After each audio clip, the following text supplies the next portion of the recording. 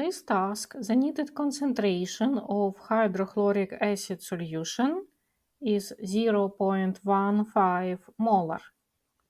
And we should explain how to prepare this solution.